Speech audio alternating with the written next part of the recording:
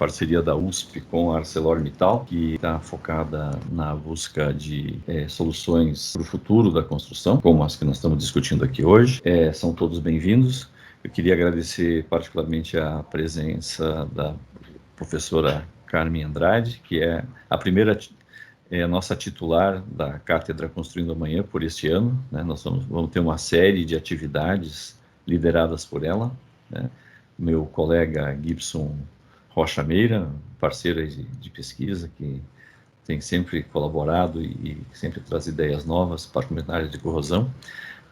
Também queria reconhecer a organização da Diana Silag, que é a nossa gestora do SIX, e da Daniela Ângulo, que desligou a câmera aí, mas que lidera as coisas de corrosão e de armadura dentro do nosso laboratório, né? A cátedra, ela foi uma criação da Escola Politécnica com a ArcelorMittal, com o objetivo de gerar inovações, evidentemente, em coisas relacionadas à construção e o aço, né? E ela é uma aposta que faz parte de uma aposta da USP em estreitar o relacionamento com as empresas, né? A universidade produz conhecimento, mas para que esse conhecimento vire riqueza, a gente precisa transmitir esse conhecimento para as empresas, né? E essa cátedra é uma das formas interessantes da gente fazer esse trabalho acontecer. A cátedra, além de ter um catedrático por ano, né, ela também promove pesquisas, ela organiza a parte de inovação, né? E também dá apoio para as disciplinas de graduação. A gente tem uma série de atividades de apoio aos nossos alunos de graduação, que na área de inovação, na área de ensino, na área de educação, são coisas todas muito importantes, né? Eu queria aqui agradecer o apoio da ArcelorMittal. Eu vou apresentar, então, nós vamos começar hoje, vamos discutir um tema que é o tema do futuro, né? O futuro é um futuro onde nós temos que ter baixa emissão de carbono e caminhar para carbono neutro, né? Esse é o nosso desafio, e ele é muito pesado para a indústria da cadeia de valor do cimento, né? Que é o backbone aí da nossa construção civil. A indústria cimenteira tem tido inúmeras atividades, e hoje a pegada de carbono do nosso cimento é muito mais baixa do que foi no passado, e no Brasil a gente tem uma posição de bastante destaque. Mas nós temos ainda o desafio de caminhar para um carbono neutro, né? Então, a gente tem aqui para falar sobre este tema, né, duas pessoas, né, que vão falar da coisa complementarmente, né? Todo mundo sabe que a alta alcalinidade do concreto é o que protege a armadura, né? Pelo menos a armadura convencional do concreto contra a corrosão. Nós vamos começar com o professor Gibson Meira, né, que é um engenheiro civil, um professor, uma das lideranças na área de corrosão da armadura no Brasil, com grande destaque internacional. Faz parte do nosso Instituto Nacional de Ciência e Tecnologia, CEMTEC, que trabalha com tecnologias avançadas em materiais cimentícios, né?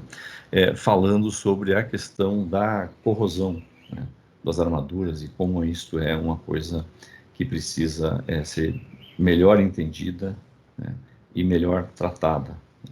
E depois, então, o Gibson, ele é pesquisador do 1D do CNPq, né? Ele tem sido uma das nossas mais importantes lideranças nessa área de pesquisa, e é professor do Instituto Federal de Educação, Ciência e Tecnologia da Paraíba e do programa de pós-graduação da Universidade Federal da Paraíba, né?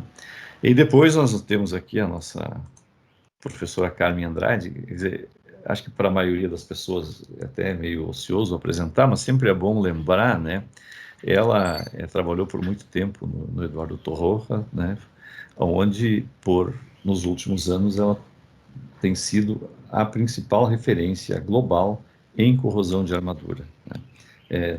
Se você pegar dos 20 papers mais citados em corrosão de armadura, acho que ela é autora de 19, a última vez que eu fiz. E em qualquer lugar do mundo, ela é a nossa grande referência, né? A Carmen, ela recebeu muitos prêmios, né? A medalha Robert Lermit da RILEM, né? O prêmio Whitney da NACE, que é a Associação Americana de Corrosão, né? E o prêmio Paul McIntyre, que é do Instituto de Corrosão do Reino Unido. Ela enfim, poucas mulheres na área de engenharia civil, mas ela, como química, ela foi presidente de quase todas as instituições importantes da área de engenharia civil, né? No mundo, né? Ela foi presidente da RILEM, da União Europeia de Aprovação Técnica, né? Da Associação Internacional de Aprovação Técnica. Ela foi presidente do que é o fórum talvez mais importante que discute projeto de estruturas, né, que é o comitê, o Liaison Committee, que reúne as associações, o CIB, a FIB, o IABS, a IAS, o RILEM e o IAS. Este é o fórum onde essas organizações discutem o futuro das estruturas, né, de concreto. Então, a Carmen tem sido, nos últimos anos, uma das principais referências nessa área, né, particularmente pelo trabalho de corrosão, né? Mas ela, alguns anos atrás, foi a primeira pessoa a começar a medir quanto CO2 o concreto e as estruturas de concreto absorvem durante a vida útil. Esse é outro pioneirismo dela, né? É coautora dos papers mais importantes nesse tema, inclusive o paper que botou o tema na agenda global, que é o paper que foi publicado na Nature, né? Então, a gente está muito feliz de ter a Carmen como a nossa titular da cátedra por esse ano e começando hoje com a primeira atividade falando sobre captura de carbono, né? Então, o Gibson vai falar de corrosão de armadura, que é o que todo mundo associa com a Carmen, e a Carmen vai falar de captura de carbono, que é o novo tema. Então, eu vou, sem mais delongas, eu vou passar a palavra para o meu amigo o professor Gibson Rochameira, no Instituto Tecnológico Federal da Paraíba, agradecer a parceria e a participação, e, enfim, por favor, a plateia, por aí. Bom dia a todos. Então, agradecer o convite, mais uma vez, à organização da cátedra, para estar aqui hoje discutindo esse tema, que é a relação entre carbonatação do concreto e o risco de corrosão de armaduras, mais especificamente na fase que a gente chama de fase de propagação da corrosão. E dizer da minha alegria de estar dividindo esse espaço com a professora Carmen. Tive a honra de tê-la como minha orientadora de doutorado, e desde então continuamos a desenvolver alguns trabalhos em conjunto. Para mim é uma honra estar dividindo esse espaço. Bom, inicialmente, fazer uma breve apresentação do que a gente vai discutir hoje. Vou apresentar algo sucinto sobre o cenário da corrosão no mundo e no Brasil. Relembrar em apenas um slide a questão da corrosão por carbonatação, e enfocar a influência do microambiente na cinética da corrosão, que isso aqui seria um dos pontos principais da apresentação, e trazer a importância de um bom diagnóstico e monitoramento quando se está avaliando a questão da corrosão nessa fase de propagação, e já fechando a apresentação, discutir dois cenários que se apresentam, que seriam os cenários com concretos tradicionais e com os novos concretos, que seriam os concretos mais sustentáveis, e o que isso tem relação com o tema que a gente está discutindo hoje. Então, por fim, os comentários finais. Bom, falar de corrosão é um tema que está presente no dia a dia das nossas vidas profissionais desde muito tempo, mas eu vou trazer aqui 3 casos recentes em que a corrosão esteve associada a sinistros na construção civil. Todos devem se lembrar do caso da ponte que veio a colapsar em Gênova, na Itália. Era uma ponte que já com 20 anos de serviço já apresentava sinais de corrosão, e com cerca de 50 anos ela colapsou. uma obra emblemática, né, na Itália, mas isso também acontece no nosso país. Esse segundo caso se referia a um edifício em Fortaleza, que no ano de 2019, um edifício de 7 andares, que já vinha apresentando problemas de corrosão bem intensos, e por uma condução, eu diria, não apropriada do procedimento de recuperação, esse edifício veio a colapso. Um fato sui generis desse colapso desse edifício em Fortaleza é que isso aconteceu por ocasião da celebração do Congresso Brasileiro do Concreto, naquela época, então foi um tema bastante discutido naquele momento, durante o Congresso Brasileiro do Concreto. É um fato que levou à morte de nove pessoas, e vocês podem visualizar o impacto que isso pode representar na vida de um tanto de pessoas. E para privilegiar um pouco aqui a minha cidade, que é a cidade de João Pessoa, nós tivemos um sinistro também em um pier que servia de acesso a um atracador de barcos pesqueiros na cidade, e que vivia um processo intenso de corrosão e veio a colapso parcial e depois teve que ser demolido, né? E aqui foi uma falha de concepção do pier e também uma certa ausência de acompanhamento e manutenção dessa obra. Então, veja que são situações que estão presentes em todo o mundo e o Brasil não é diferente disso. Outro aspecto interessante para a gente abordar em relação à corrosão seriam os custos. O que isso representa em termos financeiros? Então, foi feito em 2013 um levantamento pela NAS, que é um organismo americano relacionado à corrosão de armaduras, que recentemente se associou a um outro organismo, também ligado à área, formando uma nova entidade. Mas nesse levantamento, eles chegaram a um número médio de 3,4% do PIB global, é o que se gasta anualmente com problemas de corrosão. Isso representaria, no ano de 2013, em torno de 2,5 trilhões de dólares. Se a gente focar especificamente na corrosão de estruturas de concreto, no cenário americano, isso representaria em torno de 0,6% do PIB, algo entre 50 e 60 bilhões de dólares. No Brasil, a gente não tem levantamentos muito precisos em relação a essa soma, mas a Abraco fez uma publicação recente e relaciona que no Brasil esse custo de corrosão, não especificamente só para a estrutura de concreto, pode estar entre 250 e 280 bilhões de dólares ano, ou melhor, de reais ano. Então, são custos realmente significativos que demandam um olhar especial para a questão da corrosão no nosso país. Bom, que características tem o nosso país e o que isso tem a ver com a corrosão de armaduras em estruturas de concreto?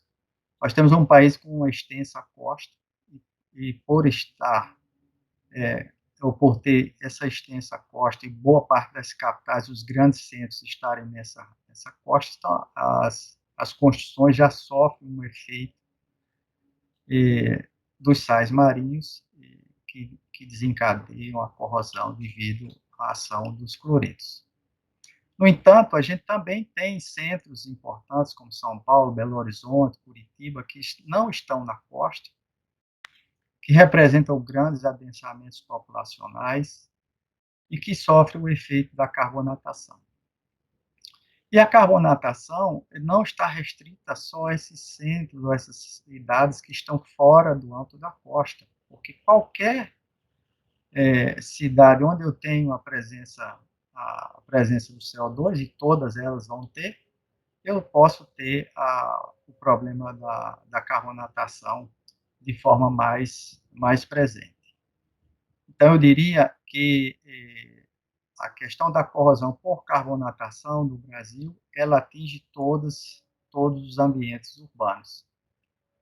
E, apesar da corrosão por carbonatação não ser uma corrosão de uma agressividade tão intensa quanto a corrosão por fluoretos, ela tem uma permeabilidade muito maior e uma capilaridade muito maior. Isso faz com que seja um problema nacional.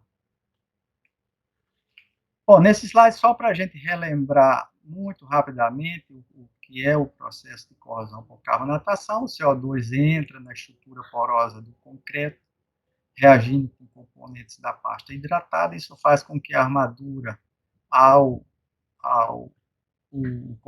concreto, uma vez que o concreto reduz a alcalinidade devido a essas reações do CO2 com componentes da pasta hidratada, essa armadura sai da zona de passivação e entra na zona de corrosão. A partir daí, eu tenho as condições termodinâmicas para que ocorra a corrosão da armadura. O ponto-chave é com que velocidade essa corrosão vai acontecer a partir desse momento de passivação. Eu posso ter um cenário onde essa corrosão vai se desenvolver com uma velocidade maior e posso ter um cenário onde essa corrosão vai se desenvolver com uma velocidade menor. E nesse cenário é importante ter um monitoramento próximo dessa estrutura para que eu possa saber se há uma necessidade iminente de intervenção, se eu posso aguardar mais um pouco, se eu posso conviver durante longos períodos com a carbonatação do concreto.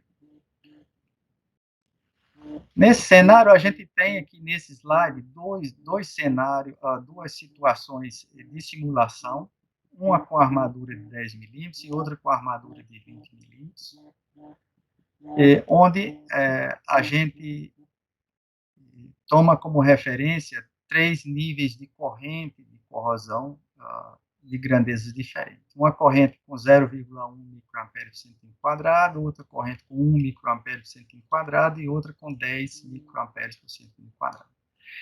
Então, veja que dependendo da ordem de grandeza da corrente que eu tenha, a redução na seção da armadura, ela vai acontecer numa velocidade mais acentuada ou muito menos acentuada. No caso específico da armadura de 10 milímetros, se eu tiver uma corrente de 0,1 microamperes por centímetro quadrado, eu posso ter que, depois da despassivação ou da criação das condições termodinâmicas para que se inicie o processo de corrosão, eu posso ter 40, 50, 60 anos com reduções de seção de 2, 3% da minha armadura, o que é um impacto bastante pequeno, se comparado, por exemplo, com correntes de corrosão da ordem de 1 microampere por centímetro quadrado, onde essa redução de seção ela acontece numa velocidade muito maior e em menos tempo eu vou perder eficiência dessa armadura, não só em relação à capacidade resistente, mas também a questão de aderência dessa armadura na interação com o concreto. Para a armadura de 20 milímetros, isso vai acontecer em situação semelhante, só que como a armadura ela tem um diâmetro maior, o desgaste acontece na superfície, o impacto na seção acontece um pouco diferente que a armadura de 10 milímetros. Mas a ideia é a mesma, é avaliar com que velocidade esse processo de corrosão se propaga, se é uma velocidade significativa, e isso vai me dar condições para tomar decisões mais acertadas em relação a prognóstico e intervenção de recuperação nessa estrutura. Então, a mensagem que fica é que a simples chegada da frente de carbonatação na armadura pode não ser um risco iminente para essa estrutura. Eu tenho que ter isso em consideração. Pode ser o início de um período, ou seja, o período de propagação, mais extenso que o próprio período de iniciação da corrosão. Isso vai depender da velocidade com que isso aconteça. E essa velocidade tem relação direta com os parâmetros que controlam a cinética do processo de corrosão.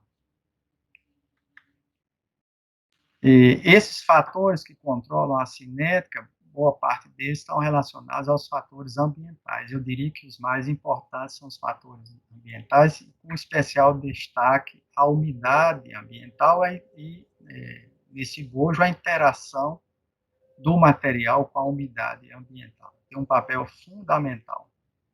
Então, nesse sentido, a abordagem considerando o microambiente é fundamental. Na hora que eu estiver avaliando a minha estrutura, que passou por um processo de carbonatação, eu tenho que ter esse olhar focado no microambiente, porque essas condições microambientais é que vão dar, ou vão constituir um cenário que vai favorecer ou desfavorecer o avanço da corrosão de forma mais rápida ou mais lenta. Então, vamos ver algumas situações agora em onde a influência do microambiente é bastante visível em relação à cinética do processo de corrosão. Nesse primeiro slide, a gente tem dados publicados pela professora Carmen já nos anos 1980, onde se simulou diversos cenários de umidade, né? O primeiro cenário, por exemplo, aqui com a umidade relativa de 50%, que é uma umidade relativa bastante baixa, onde as correntes tinham valores inicialmente mais elevados e sofreram uma queda significativa, indicando que ambientes com baixa umidade eu tenho uma dificuldade de avançar no processo de corrosão. Então, imagine, por exemplo, uma cidade como Brasília, que a gente sabe tem períodos do ano muito secos, né? Que impacto isso teria no processo de corrosão.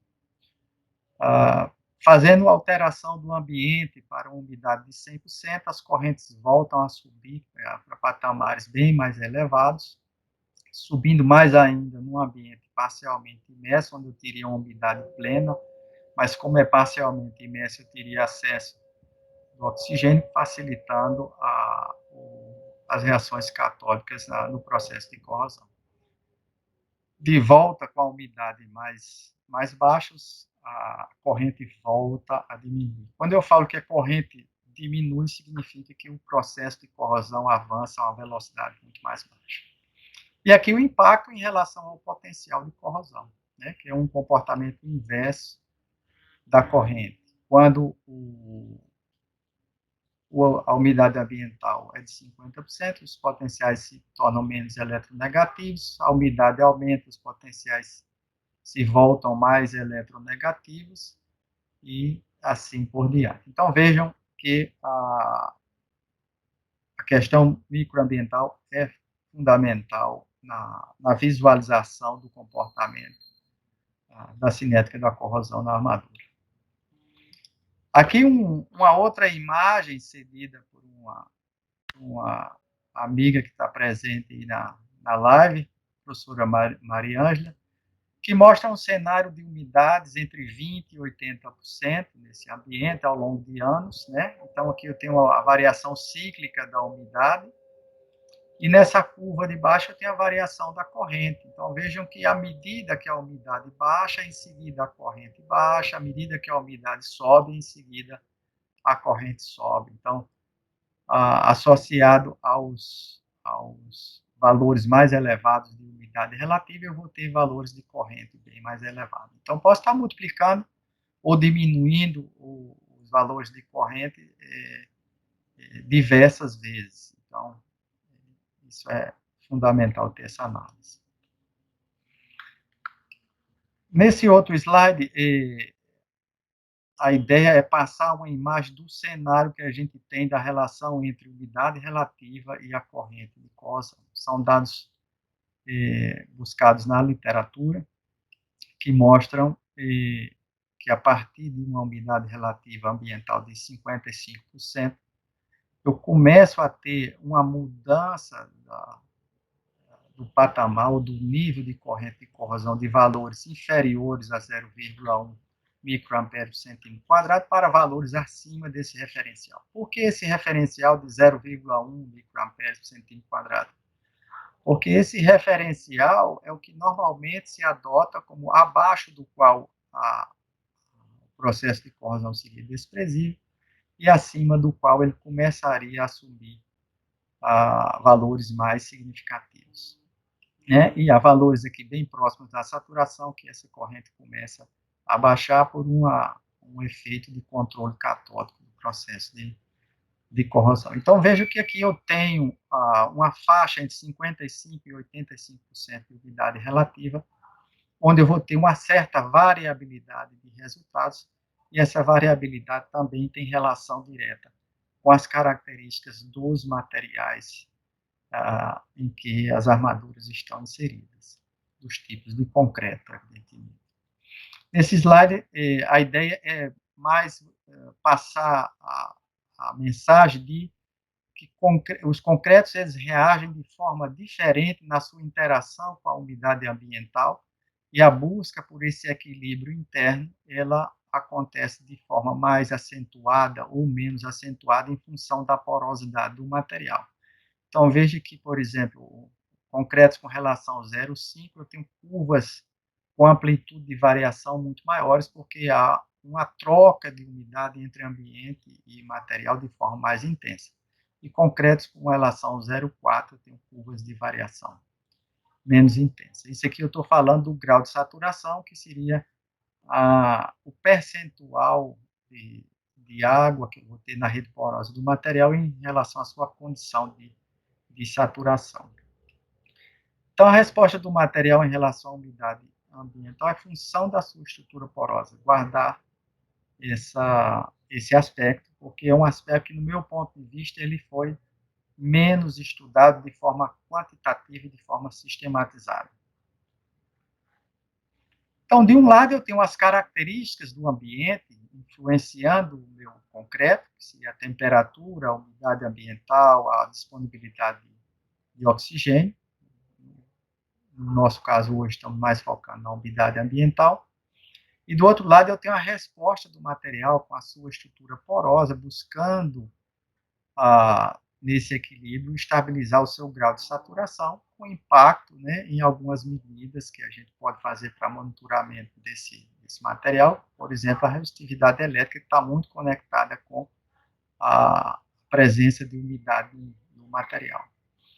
Então, como eu falei agora há pouco, no meu entender, há uma carência de estudos que sistematizem de forma quantitativa a relação entre temperatura e umidade do ambiente com a umidade interna do material, ou leia-se grau de saturação, e tendo em conta as características desse material e a corrente de corrosão, que é o nosso olhar para a cinética do processo de corrosão.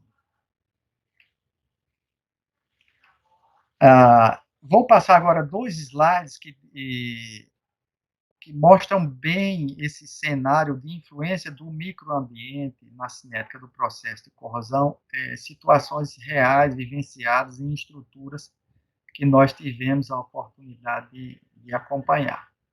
Então, nesse primeiro caso, é um subsolo de um edifício, que é uma garagem.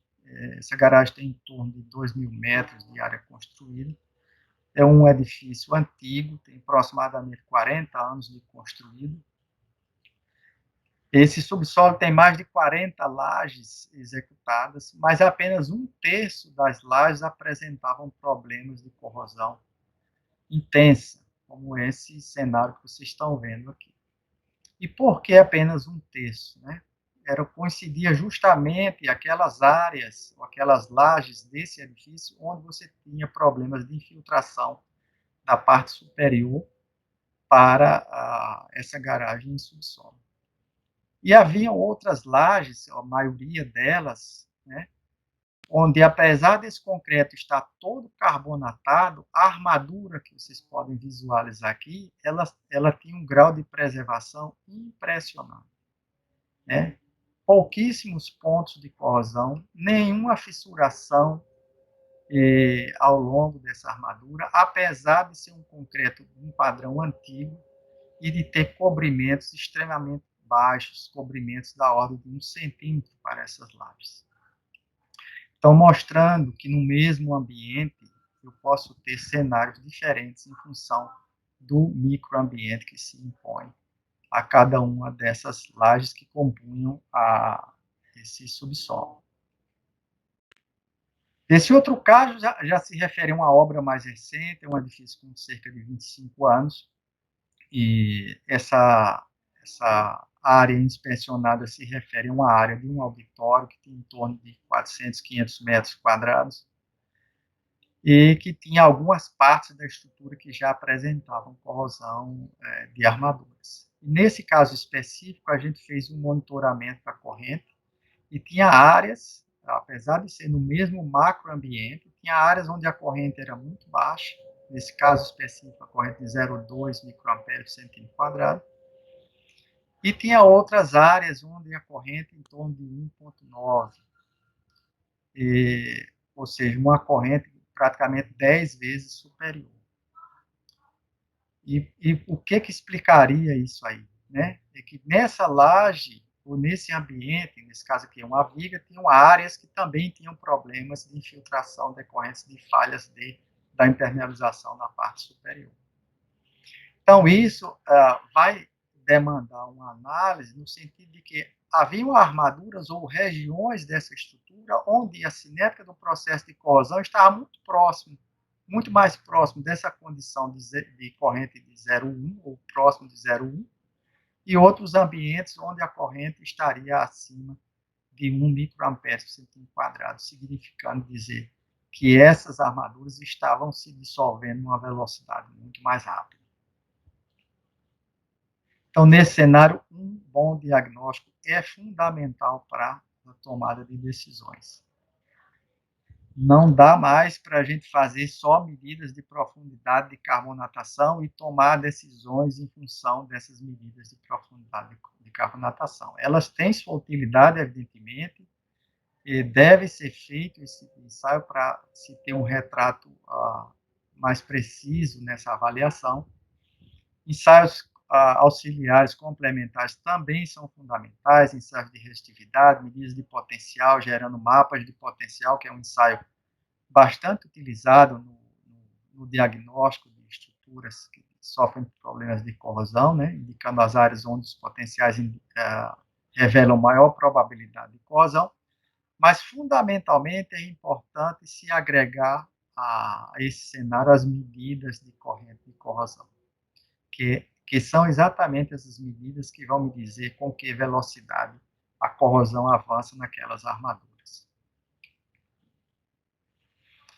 Bom, diante disso, eu constituí aqui 2 cenários para a gente refletir. Um primeiro cenário baseado em concretos tradicionais, onde esse concreto tradicional já carbonatado, ele pode apresentar para a minha estrutura um cenário de corrosão já significativo, com correntes elevadas, e um cenário de corrosão não significativo. Então, nessa avaliação, já estou prevendo que foi feita um diagnóstico adequado em relação a essa estrutura. E que caminho seguir? No caso de corrosão significativa, eu acho que não tem muito o que se pensar, né? Planejar uma intervenção. Que tipo de intervenção? Cada caso que vai me definir. Se eu vou partir para uma recuperação tradicional, se é um ambiente que eu posso pensar numa realcalinização daquele concreto para restabelecer a condição de alcalinidade do meu concreto na busca de uma estabilização da armadura, se eu vou utilizar uma proteção catônica, por exemplo, por anos de sacrifício naquela estrutura. Se a corrosão assumir um cenário de corrosão não significativa, eu vou avaliar se eu posso conviver com essa situação durante anos. Se eu faço uma intervenção menos invasiva, como, por exemplo, uma realcalinização associada a uma proteção superficial. E nesse cenário, evidentemente, a captura de carbono ela pode estar associada. Eu posso contabilizar essa captura do carbono.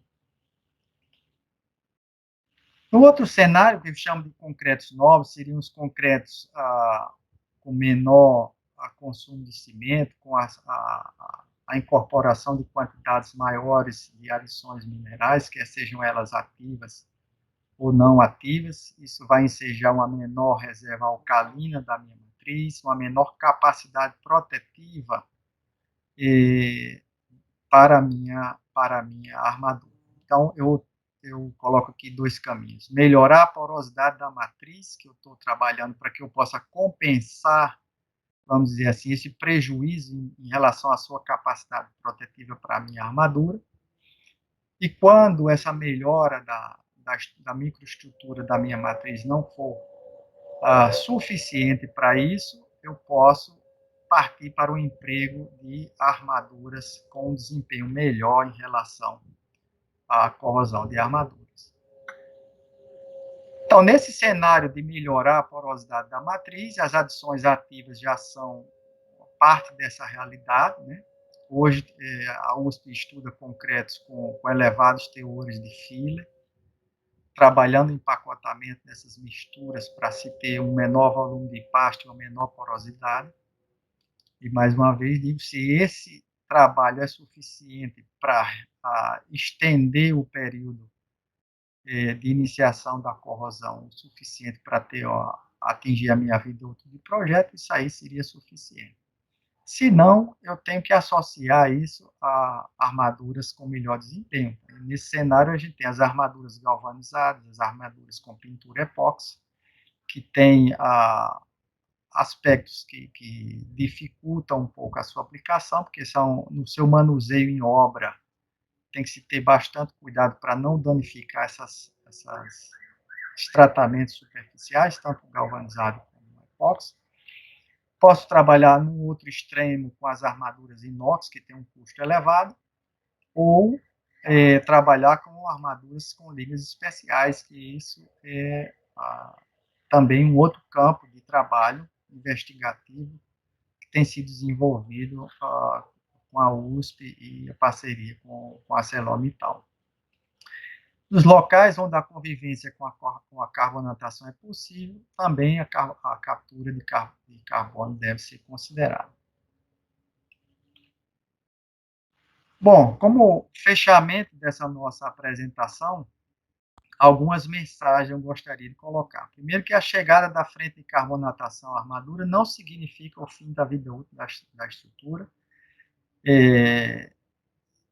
Tecnicamente, pode significar o fim da vida útil inicial, mas eu tenho toda uma vida útil residual, que pode ter uma extensão significativamente maior que a vida útil inicial, dependendo das condições ambientais e da interação desse material com essas condições ambientais, ou melhor, microambientais, que eu possa ter. Ainda há um bom espaço para se desenvolver estudos nessa relação entre os parâmetros ambientais e a cinética da corrosão, considerando as características dos materiais. Quando eu falo de espaço para estudos, é na busca de uma sistematização mais quantitativa dessa relação. A opção por concretos com menor impacto ambiental pode diminuir a proteção da armadura pela diminuição da reserva alcalina, mas não necessariamente aumenta a velocidade de corrosão. Isso também é um outro ponto que estamos estudando nesse momento, através dessa parceria com a USP, e que eu posso ter uma estrutura porosa, por exemplo, que desfavoreça velocidades de corrosão mais acentuados. Mas isso, vamos dizer assim, estamos investigando aí.